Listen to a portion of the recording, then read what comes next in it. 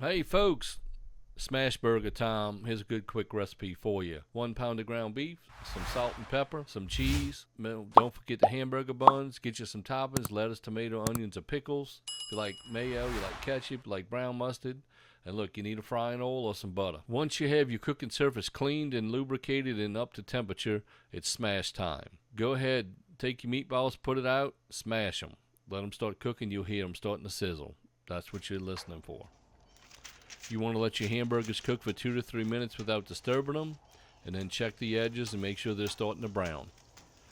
Using a nice spatula, you want to carefully flip your burgers, and then immediately after you flip them and you have both sides are cooked, you want to add your cheese 1 to 2 minutes before they're done. If you want to go the extra mile, you can build that burger with a nice toasted bun, some real good crispy lettuce, some real bright fresh red tomatoes, some real nice crispy pickles, and get you some Dijon mustard, a little bit of mayo if you like, and some ketchup, and mix it through and get you a flavorful burger. Or use your favorite barbecue sauce. There you go. That's the Cajun smash burger recipe for today. Hope y'all having a great day. See ya.